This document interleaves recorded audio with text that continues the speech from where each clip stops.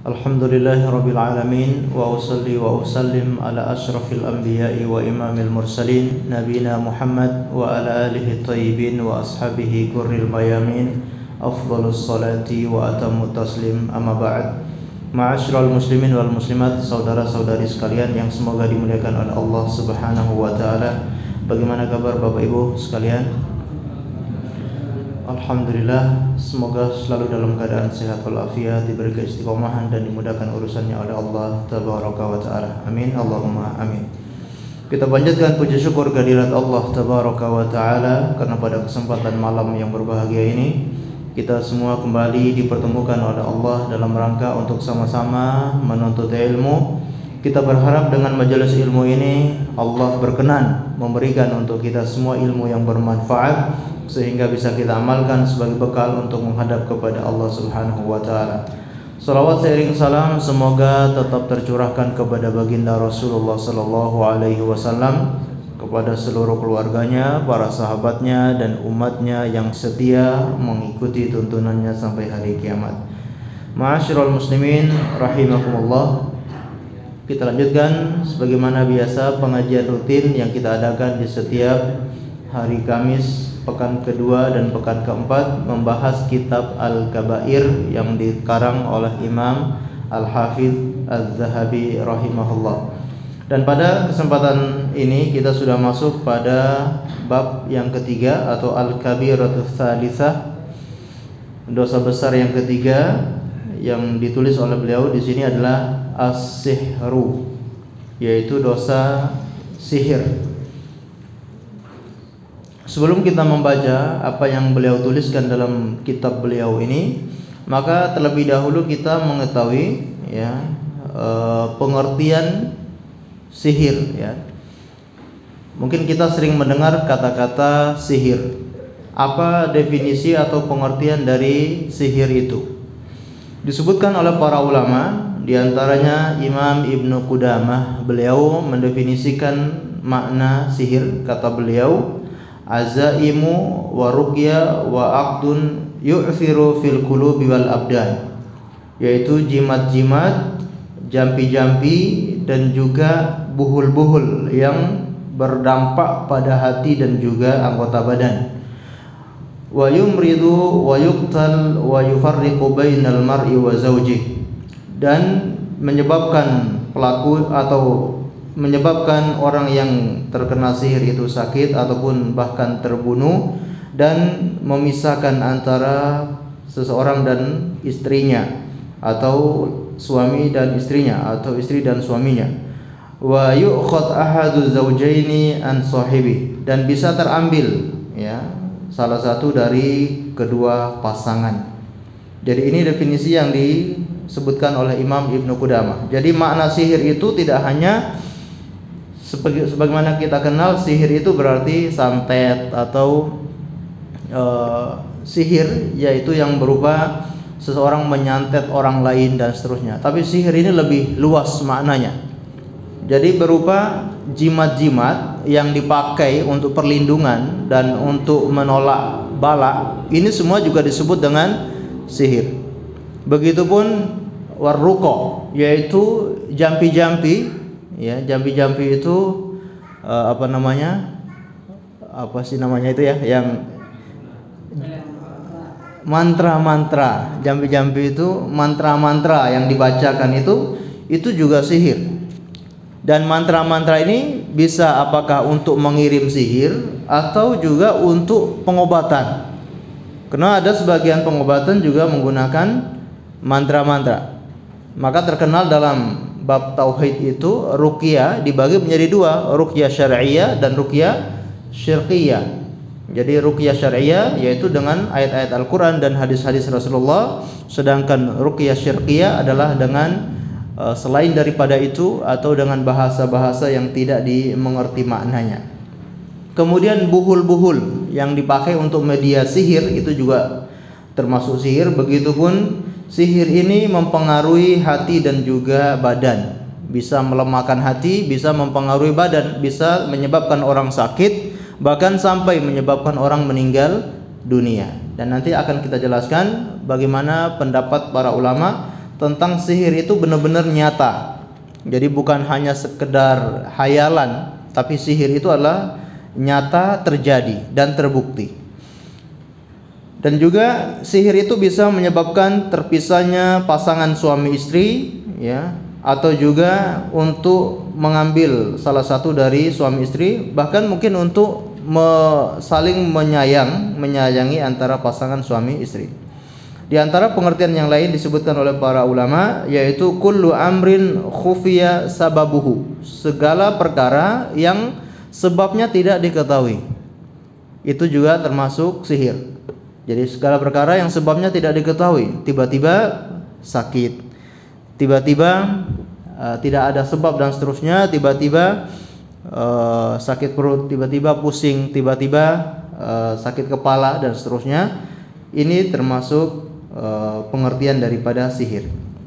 Kemudian hukum sihir, ya, disebutkan oleh Imam Asy-Syafi'i rahimahullah, beliau membagi sihir itu ada dua macam. Yang pertama, sihir tanpa bantuan syaitan. Yang kedua, sihir dengan bantuan syaitan. Kalau jenis sihir yang pertama, yaitu tanpa bantuan syaitan, maka ini tidak termasuk kekufuran. Jenis sihir yang pertama ini tidak termasuk kekufuran, tapi dia termasuk perkara yang haram, ya, perkara yang haram jika menyebabkan atau mengarah kepada halal yang haram, maka ini perkara yang diharamkan, tapi tidak termasuk kekufuran. Contohnya apa? Sihir jenis pertama ini ada banyak contohnya, ya. Di antaranya seperti perkataan seseorang itu juga bisa mengandung sihir.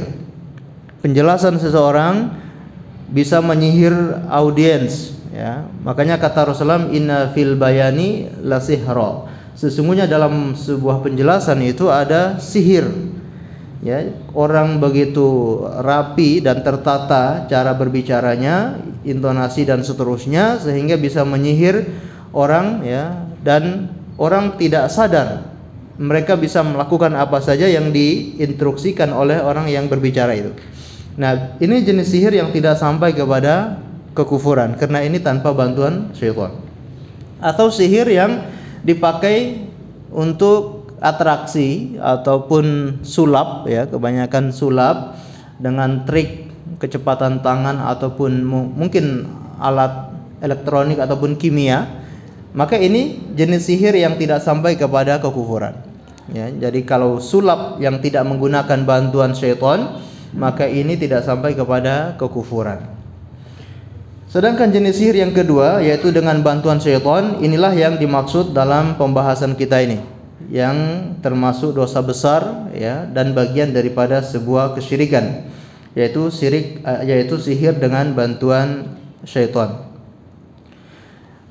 Berikutnya sihir, ya, sebagaimana kita jelaskan di awal, apakah benar-benar terjadi atau hanyalah hayalan saja?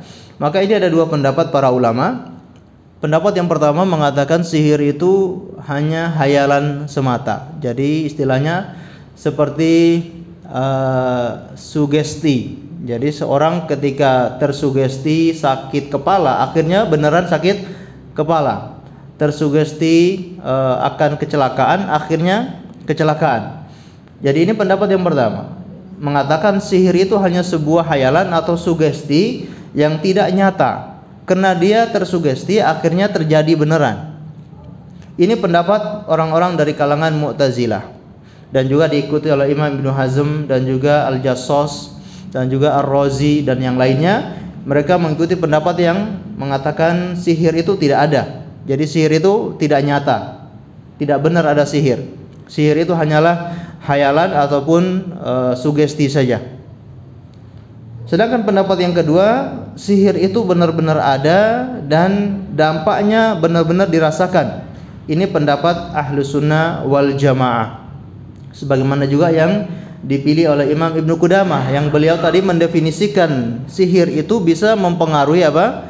Hati dan juga badan, bisa menyebabkan sakit bahkan sampai meninggal dunia. Jadi ini pendapat Ahlus Sunnah wal Jamaah, sihir itu benar-benar nyata dan ada. Dan ini didukung oleh dalil-dalil yang banyak, dalil yang sangat banyak yang menjelaskan sihir itu terjadi mempengaruhi seseorang. Contohnya misalkan Nabi Musa alaihissalam, beliau pernah terkena sihir dari sihir-sihirnya tukang sihirnya Firaun. Ya, beliau terkena sihir bahkan sampai merasa ketakutan. Disebutkan oleh Allah Subhanahu wa taala dalam surat Thaha ayat 66, fa inna hibaluhum wa asiyuhum yukhayyilu ilaihi min sihrihim annaha tas'a. Jadi sesungguhnya tali-tali mereka dan juga tongkat-tongkat mereka itu memberikan hayalan untuknya sehingga beliau terkena sihir, ya, dari sihir mereka, dan dibuat seakan-akan tali dan tongkat mereka itu seperti ular yang bergerak-gerak. Begitupun Rasulullah SAW, beliau juga pernah terkena sihir, ya, oleh orang Yahudi yang bernama Labid bin Al-A'sam. Labid bin Al-A'sam yang pernah menyihir Rasulullah SAW. Kok bisa Rasulullah terkena sihir? Ya, ada hikmah di balik itu semua, ya. Akhirnya kita bisa tahu sihir itu benar-benar nyata, dan akhirnya kita bisa tahu ada doa-doa yang diajarkan oleh Rasulullah supaya kita bisa terhindar dari sihir atau untuk mengobati ketika terkena sihir. Jadi ini hikmahnya kenapa Rasulullah terkena sihir. Dan sihirnya Rasulullah, ya, beliau disihir seakan-akan beliau melakukan sesuatu padahal beliau tidak melakukannya. Bahkan di dalam beberapa riwayat beliau seakan-akan mendatangi istrinya, maksudnya menggaul istrinya, tapi ternyata tidak. Sampai datanglah dua malaikat yang menyembuhkan atau meruqyah Rasulullah SAW. Salah satunya berada di kepala beliau, salah satunya berada di kaki beliau. Lalu kemudian diambillah buhul yang dengannya dipakai media sihir, ya, dari rambut beliau dan juga sisir yang beliau pakai. Kemudian seperti sebuah bongka kurma, ya, dari batang ataupun dahan kurma. Kemudian diletakkan di mana? Di dasar sumur yang paling dalam, kemudian ditindis dengan batu besar. Diambil oleh malaikat lalu dihancurkan media sihir tersebut atau buhul-buhul tersebut. Berarti saking dahsyatnya sihir itu, ya, para tukang sihir itu meletakkan buhul-buhul di tempat yang sangat tersembunyi, mungkin kita sulit untuk menemukannya. Sebagian lagi diletakkan di bangunan yang baru dibangun, ketika mau dicor itu diletakkan di dalam cor-coran tersebut. Sulit atau sulit? Bahaya atau tidak sihir ini? Sangat bahaya. Tapi kita nggak perlu takut, ya. Kenapa? Kita punya senjata yang sangat ampuh untuk melawan itu semua. Apa senjatanya?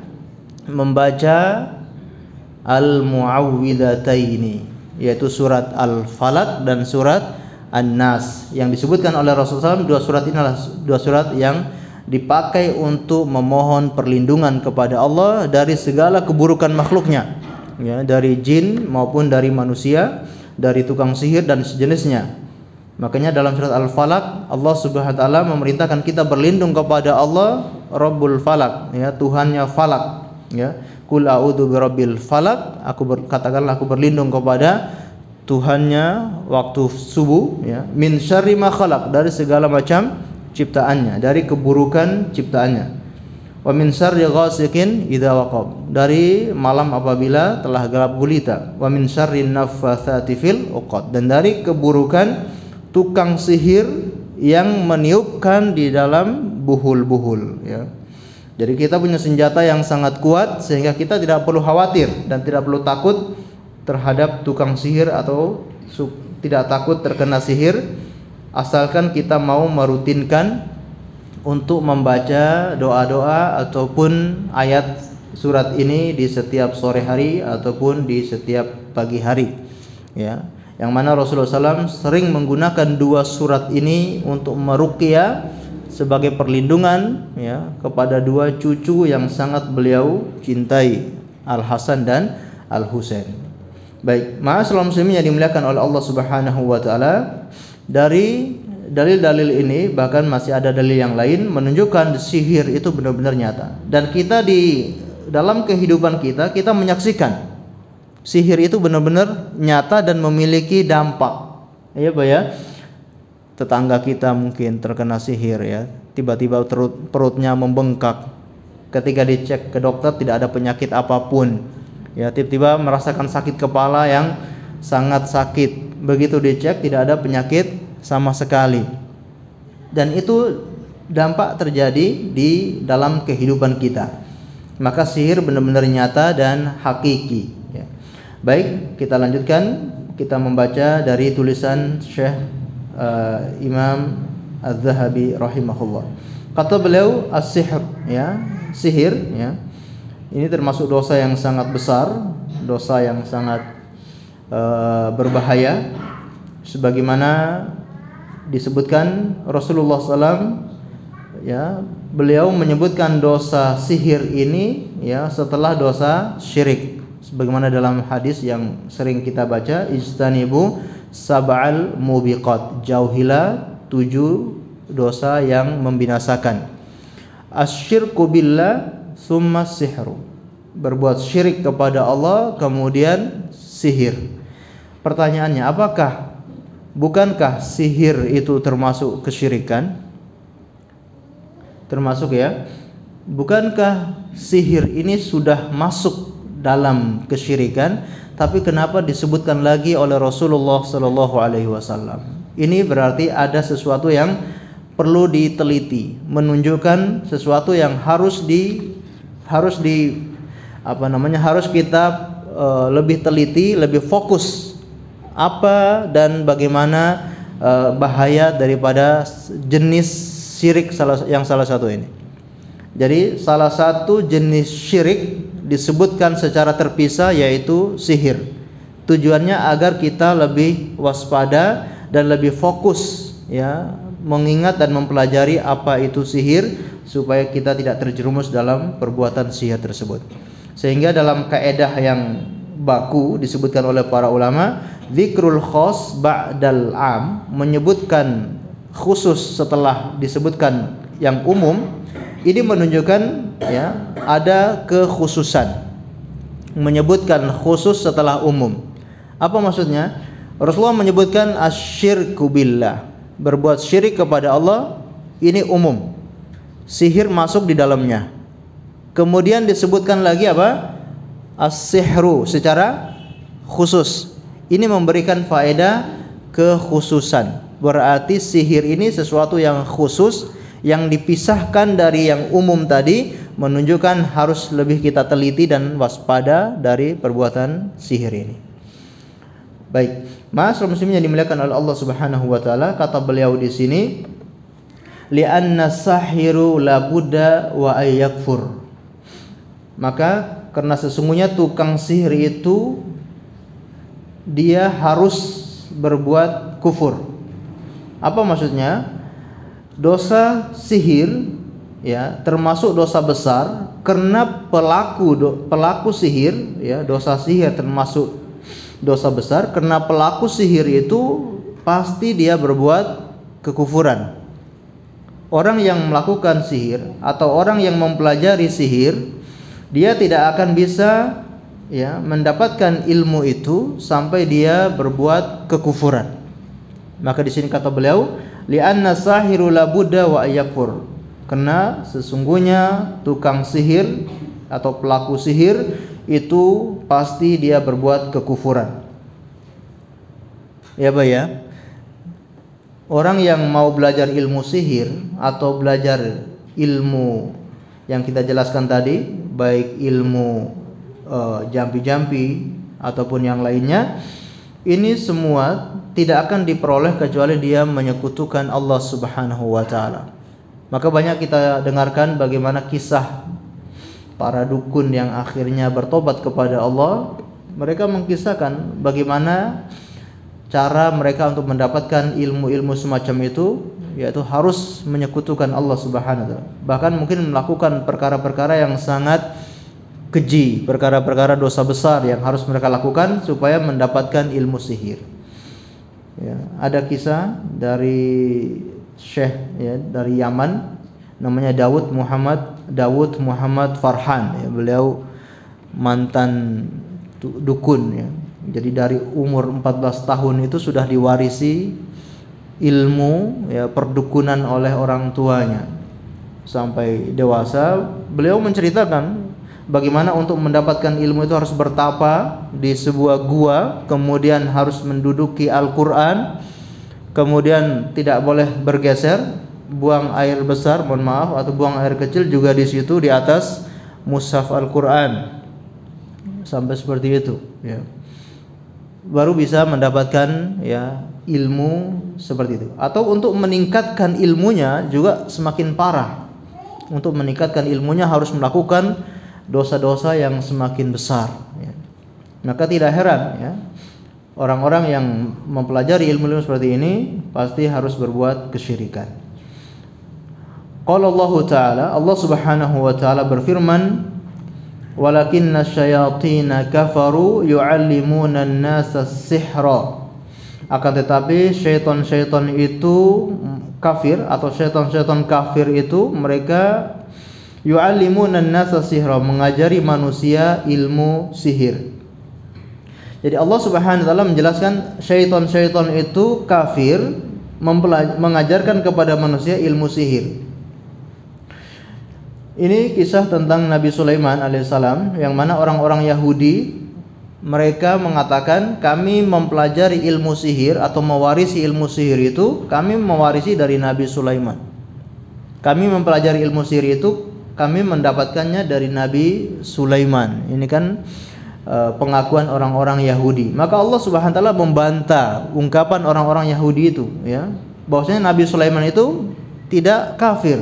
Akan tapi syaitan-syaitan itulah yang kafir. Syaitan-syaitan yang mempelajari ilmu sihir dan mengajarkan ilmu sihir, mereka itulah yang kafir. Menunjukkan apa? Orang yang mempelajari ilmu sihir harus apa? Kufur, harus berbuat kekufuran. Sedangkan Nabi Sulaiman alaihissalam ya, beliau diberi mukjizat oleh Allah untuk bisa menguasai para jin, bahkan hewan-hewan bisa beliau perintahkan, dan itu tanpa mempelajari ilmu sihir. Itu semua dari Allah Subhanahu wa Ta'ala.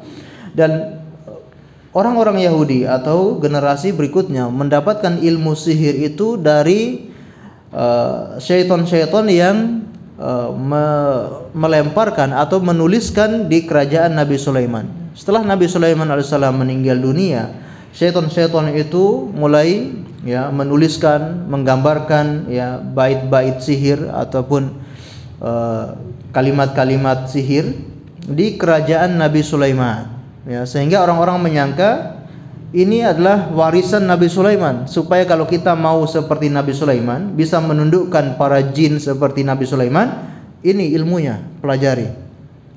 Itu bukan dari Nabi Sulaiman, tapi dari siapa? Dari syaitan yang menuliskan kepada kerajaan Nabi Sulaiman. Makanya Allah bantah orang-orang Yahudi tersebut. Walakinna syayatina kafaru yu'allimuna an-nasa sihra. Akan tapi syaitan-syaitan yang kafir, mereka mengajari manusia ilmu sihir. Wa ma lisyaitan al-mal'un gharadun fi ta'limil insan as-sihra illa liyusyrika bih. Dan tidak ada maksud syaitan yang terlaknat itu mengajari ilmu sihir kepada manusia kecuali tujuannya satu, yaitu agar manusia berbuat syirik, menyekutukan Allah Subhanahu wa Ta'ala. Jadi ketika ada orang yang belajar ilmu sihir, maka tentu dia akan melakukan kesyirikan kepada Allah. Karena syaitan tujuan dia mengajari manusia ilmu-ilmu seperti ini supaya manusia itu menyekutukan Allah Subhanahu wa Ta'ala.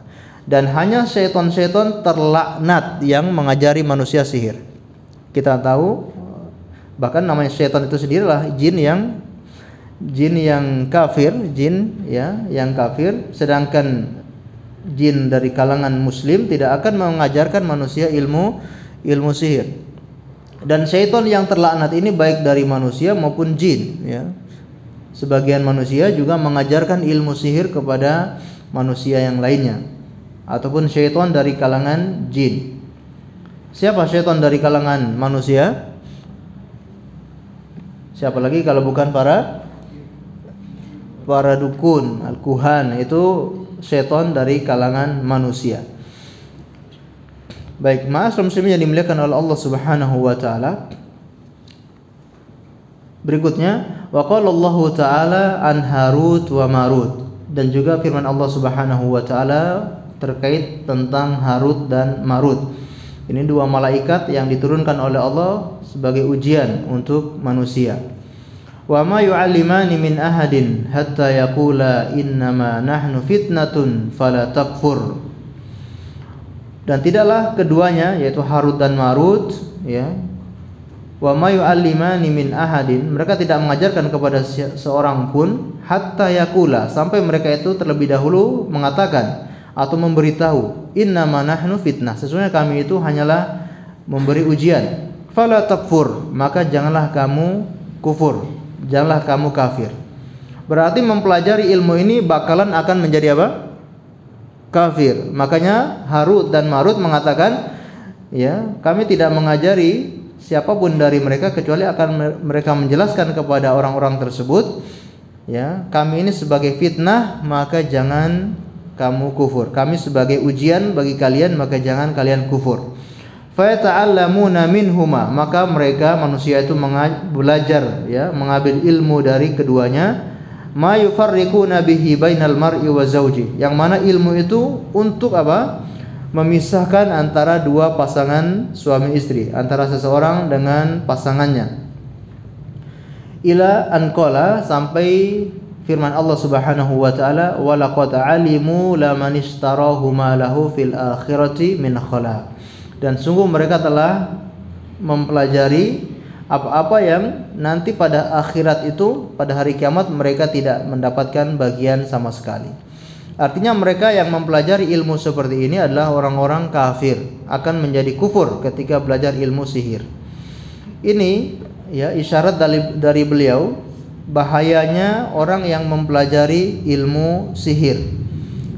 Dan kita tahu ilmu sihir ini memang ada, ya, ilmu sihir ini benar-benar ada. Disebutkan oleh Imam Ibn Taimiyah dari warisan-warisan kuno, baik dari orang-orang kafir dari India maupun dari Kipti itu Mesir, ya, dari warisan ilmu sihir dari Mesir, kemudian dari mana lagi, dari Yunani.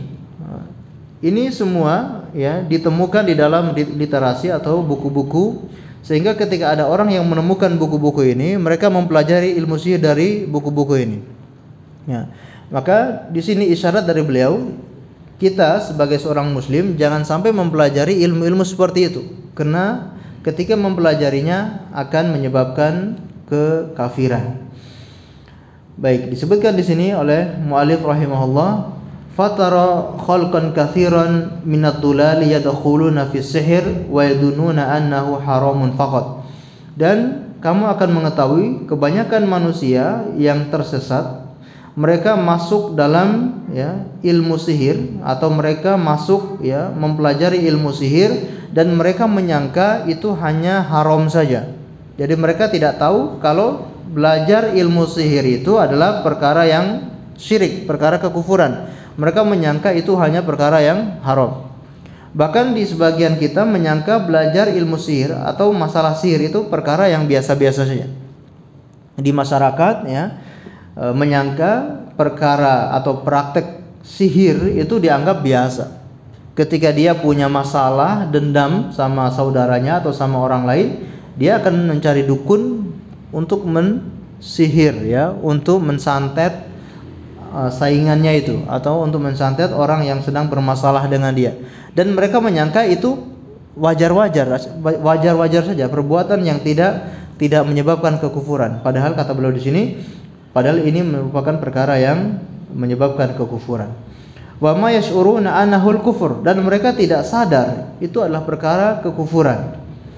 Fayadkhuluna fi ta'allumi as-simiyah wa amaliha, dan akhirnya mereka masuk untuk mempelajari ilmu as-simiyah. Ini praktek seperti sulap yang menggunakan bantuan jin, wa amilah, dan mereka mengamalkannya.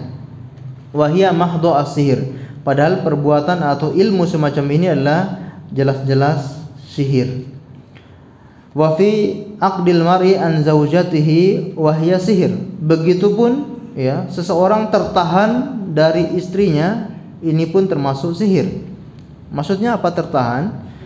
Kadang seseorang tidak bisa misalkan suami tidak bisa menggauli istrinya, ini disebabkan karena sihir.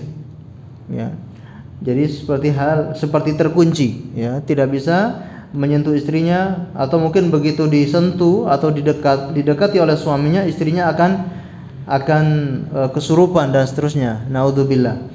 Nah, ini semua adalah sihir. Wa fi mahabbati zauj limra'atihi, ya. Begitupun untuk mendatangkan cinta di antara suami istri, atau kepada istri kepada suaminya, atau sebaliknya suami kepada istrinya, ya, ini juga termasuk perkara sihir. Wa fi ba'dihha wa fi bughdhiha wa bughdhihi, atau untuk membenci istrinya ataupun membenci suaminya. Jadi terkadang orang ingin memisahkan pasangan suami istri, yang mendatangi tukang sihir, mendatangi para dukun, lalu meminta dipisahkan, baik dengan menjadikan mereka itu bermasalah, ataupun menjadikan pasangan suami istri itu saling bertengkar, ya, tidak saling cocok satu sama lain, akhirnya mereka terpisah. Atau mungkin sebagian istri yang ingin suaminya itu selalu sayang sama dia mendatangi para dukun ini, kemudian meminta ajian tertentu supaya suaminya itu benar-benar setia dan tidak berpaling dari dia. Dan banyak terjadi seperti itu, ya. Bisa dengan bacaan-bacaan, bisa dengan ramuan-ramuan, bisa dengan susuk, ya. Sebagian istri menggunakan susuk supaya suaminya selalu tertarik dengannya. Maka ini semua kata beliau juga termasuk sihir.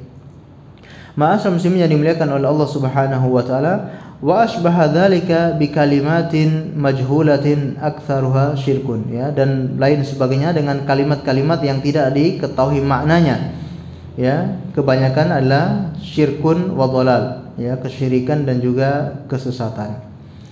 Berikutnya kata beliau yaitu wahadus sahiru al-qatl. Apa hukuman bagi tukang sihir? Ya. Dalam Islam, hukuman bagi tukang sihir disebutkan oleh beliau di sini, wahadus sahiru al-qatl. Hukuman bagi tukang sihir adalah dibunuh. Dan kata para ulama tidak ada diberi kesempatan.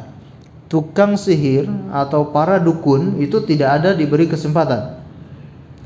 Ketika diketahui bahwasanya dia menggunakan bantuan syaitan, maka harus ditegakkan hukum had, yaitu harus dipenggal kepalanya, tidak diberi waktu untuk bertobat. Jika ada dukun yang bertobat, maka itu urusannya dia dengan Allah Subhanahu wa taala. Tapi hukuman had harus ditegakkan, yaitu dipenggal kepala tukang sihir atau para dukun tersebut. Sedangkan tukang sihir yang mungkin tidak ada indikasi dia menggunakan bantuan syaitan, maka di sini dikembalikan kepada pemerintah. Bagaimana pemerintah memutuskan apakah dibunuh ataukah tidak. Jadi dalam Islam hukuman bagi pelaku sihir atau tukang sihir ini sangat besar, yaitu tidak dikasih ampun, tidak dikasih kesempatan untuk bertobat. Kalau orang yang meninggalkan sholat, ini ada kesempatan, ya. Kalau kamu bertobat, maka dikasih kesempatan untuk bertobat, kembali sholat dan tidak meninggalkan sholat lagi. Sedangkan jika dikasih kesempatan namun orang ini tetap meninggalkan sholat 5 waktu, maka dalam hukum Islam harus juga dibunuh. Ya. Tapi kalau tukang sihir ini, dukun dan seterusnya, maka tidak ada kesempatan, ya, langsung dipenggal. Namun kebalikannya, ya, di tempat kita atau di tanah air kita, tukang sihir atau para dukun ini justru seakan-akan dimuliakan, ya, dengan julukan-julukan tertentu, ya. Ini kebalikan, ya, dari hukum Islam yang sebenarnya. Dan ini sangat berbahaya, ya. para dukun ini sangat berbahaya, ya. Kalau kita tahu di dalam kriminal, ya, orang yang menyakiti orang lain itu dinyatakan kriminal, memukul orang lain itu sudah terkena apa namanya? Ini dalam hukum undang-undang saja, ya. Ketika ada orang yang terkena pukulan dan sudah ada bekasnya, sudah terkena hukuman, ya. Ini tukang sihir, ya. Mereka bahayanya lebih besar. Kadang orang sakit gara-gara dukun, ya, gara-gara disantet oleh dukun. Ada banyak orang yang meninggal, ya, karena disantet oleh para dukun ini. Maka seharusnya para dukun ini juga dimasukkan dalam hukuman kriminal, ya Pak, ya. Ya, karena bahayanya lebih besar, ya. Dan itu akan menakut-nakuti masyarakat. Para dukun ini akan menakut-nakuti masyarakat. Dan masyarakat tidak akan tenang dengan adanya para dukun semacam ini. Li'annahu kafara billahi aw dhari'ul kufur. Karena tukang sihir ini mereka berbuat kufur kepada Allah Subhanahu wa taala atau melakukan perkara yang menyerupai kekufuran, ya. Maka tidak ada ampun bagi mereka. Qala Nabi sallallahu alaihi wasallam. Tapi perlu kita ingatkan, ya, yang melakukan hukuman seperti ini adalah pemerintah, ya, bukan perorangan. Nanti tetangganya ada dukun langsung dipenggal, ini nggak boleh, ya. Yang berhak melakukan hukuman had adalah pemerintah, ya, bukan perorangan. Qala Nabi sallallahu alaihi wasallam, Rasulullah SAW bersabda, ijtanibus sab'al mubiqat, jauhilah oleh kalian 7 dosa besar, 7 dosa yang membinasakan. Fa dzakara minha as-sihr, dan beliau menyebutkan salah satunya adalah sihir. Falyattaqi al-'abdu rabbahu wa la yadkhulu fima yakhsaru bihi dunya wal akhirah. Maka hendaklah seorang hamba itu takut dan bertakwa kepada Allah dan tidak masuk dalam perkara-perkara yang menyebabkan dia itu rugi baik di dunia maupun di akhirat.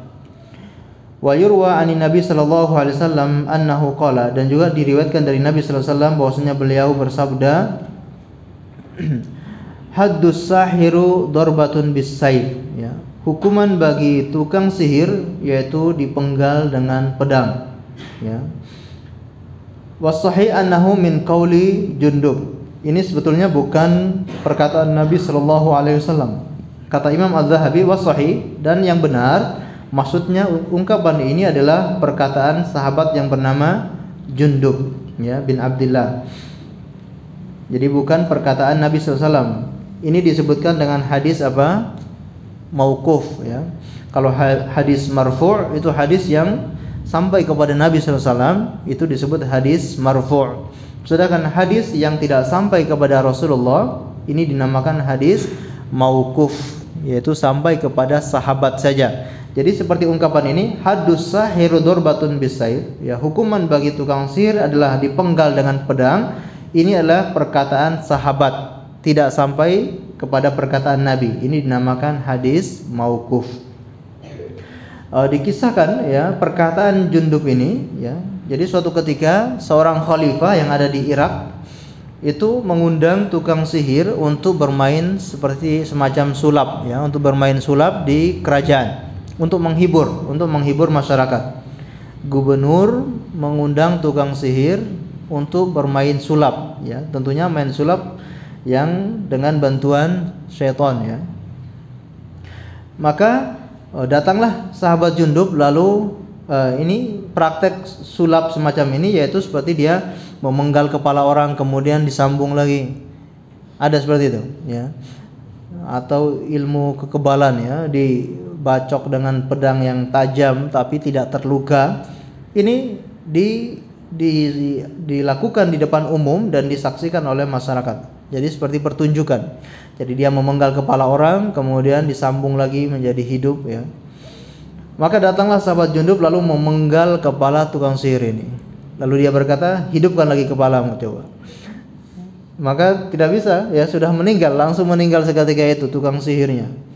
Maka beliau dipenjara oleh khalifah ini, ya. Namun ternyata tukang penjaga penjaranya dia orang yang baik, maka dia berkata kepada sahabat Junub, kamu pengen kabur maka saya persilakan. Akhirnya beliau pun kabur dari penjara. Sampai berita ini kepada Salman Al-Farisi, sahabat Salman Al-Farisi, maka beliau mencela perbuatan masing-masing dua orang ini. Beliau mencela perbuatan sahabat Jundub, juga perbuatan khalifah yang mengundang tukang sihir. Karena sama-sama salah gitu. Khalifahnya juga keliru karena mengundang tukang sihir, kemudian sahabat Jundub juga punya kesalahan. Kenapa? Dia membunuh tanpa izin dari pemerintah, ya. Jadi kisah sahabat Jundub bin Abdillah rahimahullah radhiyallahu anhu. Wa qala Bajalah ibni Abdah, berkata Bajalah ibni Abdah, atana kitab Umar radhiyallahu anhu qabla mautihi bisanah. Sampai kepada kami surat dari sahabat Umar bin Khattab radhiyallahu anhu sebelum meninggalnya setahun sebelum beliau meninggal. Anak tulu kullu sahirin wa sahirah, untuk membunuh setiap tukang sihir laki-laki dan tukang sihir perempuan. Jadi ini fatwanya para sahabat Nabi SAW, ya. Mereka berfatwa untuk membunuh tukang sihir. Tadi dari sahabat Jundub, ya, beliau juga berfatwa tukang sihir itu harus dipenggal. Begitupun sahabat Umar bin Khattab. Dan dalam beberapa riwayat seperti sahabat Hafsah, beliau punya budak yang tukang sihir, akhirnya beliau berfatwa untuk dipenggal juga. Jadi ini fatwanya para sahabat Nabi SAW, tukang sihir itu harus dipenggal. Begitupun sahabat Umar bin Khattab sebelum beliau meninggal setahun, ya, maka beliau menulis surat kepada gubernur-gubernurnya, ya, ke berbagai wilayah untuk membunuh atau untuk memenggal kepala seluruh tukang sihir yang laki-laki maupun perempuan. Berarti ada, ya, tukang sihir laki-laki dan perempuan, ya. Dan kadangkala yang lebih bahaya adalah perempuan, tukang sihir dari kalangan perempuan. Makanya kalau kita baca dalam surat Al-Falaq yang Allah sebutkan itu tukang sihir yang laki-laki atau perempuan? Perempuan, ya. Kenapa? Karena lebih dahsyat, ya. Ketika perempuan itu kecewa, maka lebih meresapi untuk membaca mantra-mantranya. Berbeda dengan laki-laki. Ketika dia sedang sakit hati, ya, tidak ada ampun lagi, ya. Dan kebanyakan tukang sihir di zaman dulu adalah perempuan, karena mereka sangat mudah sekali untuk digelincirkan oleh syaitan. Dan mereka wanita yang mungkin mudah tertindas, ya, kaum yang lemah, mereka ingin membela diri, yaitu dengan melakukan praktek sihir, ya. Wa an Abi Musa radhiyallahu anhu anna Nabi sallallahu alaihi wasallam qala, dari Abu Musa radhiyallahu anhu bahwasanya Nabi sallallahu alaihi wasallam bersabda, salasatun la yadkhulunal jannah, 3 orang yang tidak akan masuk surga, mudminul khamr wa qati'ur rahim wa musaddiqun bisihir. Yang pertama adalah mudminu khamr, para pecandu khamr. Kemudian yang kedua waqati'ur rahim, orang yang memutuskan silaturahmi, wa musaddiqun bisihir, dan orang yang membenarkan sihir. Ini riwayat Ahmad di dalam musnad beliau. Dan jelas, ya, bahwasanya Rasulullah SAW mengatakan, ya, orang yang membenarkan tukang sihir atau orang yang membenarkan dukun, dalam beberapa riwayat yang lain, maka tidak akan diterima sholatnya sebanyak 40 hari, ya. Disebutkan dalam sebuah hadis, man ata arrafan fasa'alahu an syai'in fasaddaqahu lam tuqbal lahu salatan 40 yauman. Barang siapa yang mendatangi tukang ramal atau para dukun dan dia menanyakan suatu perkara dan dia membenarkan tukang ramal itu, maka tidak akan diterima sholatnya selama 40 hari. Kata para ulama, berarti sholatnya ini tidak mendapatkan pahala sama sekali, ya. Dia sholat hanya sebatas menggugurkan kewajiban, sedangkan pahala sholatnya, ya, dia tidak mendapatkannya sama sekali. Kemudian hadis dari Abu Hurairah radhiyallahu anhu, man man atakahinan fasaddaqahu bima yaqul faqad kafara bima unzila ala Muhammadin sallallahu alaihi wasallam. Barang siapa yang mendatangi seorang dukun lalu dia membenarkannya apa yang dikatakan oleh dukun itu, maka dia telah kafir terhadap apa yang diturunkan kepada Nabi Muhammad sallallahu alaihi wasallam. Dia telah kafir terhadap Al-Qur'anul Karim. Ini ancaman yang sangat keras bagi orang-orang yang mempercayai atau membenarkan para tukang sihir atau para dukun, ya. Maka kita sebagai seorang muslim, ya, tidak boleh minta bantuan kepada tukang sihir atau mempelajari ilmu sihir atau mendatangi dukun mungkin untuk sekedar berobat ataupun meramalkan nasib, meramalkan, ya, mereka akan mengadakan acara di bulan ini, apakah bulan ini bulan yang baik, tanggal ini tanggal yang sesuai atau tidak. Hanya sekedar seperti itu, maka ketika dia membenarkannya, salatnya tidak diterima, bahkan dia telah kufur terhadap Al-Qur'an yang diturunkan kepada Nabi Muhammad sallallahu alaihi wasallam. Dan ini dalil-dalil yang menjelaskan, ya, bahayanya sihir. Baik, barangkali kita dengarkan azan terlebih dahulu, kemudian kita lanjutkan sedikit insyaallah.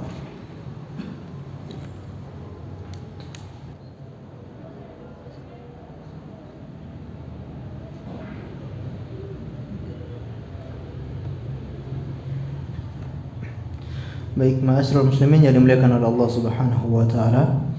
Berikutnya kata beliau, di antara jenis sihir yang lain yaitu Wa'an Ibnu Mas'ud radhiyallahu anhu marfu'an, dari sahabat Ibnu Mas'ud radhiyallahu anhu secara marfu'. Tadi hadis marfu' berarti apa? Hadis yang sampai kepada Rasulullah sallallahu alaihi wasallam. Kata beliau, ar-ruqa wat tamaim wat tiwala syirkun. Ya, dalam riwayat innar ruqa wat tamaim wat tiwala syirkun. Sesungguhnya ar-ruqa yaitu mantra-mantra, wat tamaim jimat, wattiwala pelet, ya, syirkun, itu semua adalah syirik. Hadis riwayat Imam Ahmad dan Abu Dawud. Kata beliau, at-tiwala nau' minas sihir. Tiwala atau pelet adalah jenis daripada sihir. Wa huwa tahbibul mar'atu ila zauj, yaitu untuk mencintai pasangan suami istri, ya, saling mencintai pasangan suami istri. Wat tamimatu, sedangkan tamimah kharjatun taruddul ain, yaitu sesuatu yang digantungkan untuk menolak ain, ya, menolak penyakit ain. Tamimah tadi apa? Jimat. Dan di zaman kita sekarang ini, ya, atau di masyarakat kita, hal-hal semacam ini itu masih sangat banyak, ya, yang percaya terhadap jimat-jimat yang menggunakan pelet dan seterusnya, itu sangatlah banyak di masyarakat kita. Dan masyarakat kita masih belum terlalu faham, ya, atau tidak tahu hukum perkara seperti ini. Maka kita perlu, ya, tidak henti-hentinya menyampaikan tentang perkara-perkara seperti ini, ya, mantra-mantra, jimat ataupun pelet. Bahkan jimat-jimat itu sangat bebas terjual, bebas dijual belikan. Ada minyak apa namanya? Ada pelet, ya. Apa? Jaran goyang, ya, dan yang lain. Jimat penglaris, yaitu banyak dijual. Kalau kita lihat di media sosial, banyak yang menjual jimat-jimat untuk penglaris dagangan. Dijual jimat penglaris dagangan karena lagi butuh uang. Jadi jual jimat penglaris karena lagi butuh uang. Alhamdulillah. Kok ada yang masih percaya untuk beli, ya? Baik, barangkali kita cukup sampai di sini, akan kita lanjutkan di pertemuan akan datang insyaallah. Baik, langsung saja kita tutup pengajian ini dengan membaca doa kafaratul majlis. Subhanakallahumma hamdika wa asyhadu an la ilaha illa anta astaghfiruka wa atubu ilaik. Wa sallallahu ala nabiyyina Muhammad wa ala alihi wa sahbihi ajmain. Terima kasih atas segala perhatiannya. Mohon maaf atas segala kekurangannya. Assalamualaikum warahmatullahi wabarakatuh.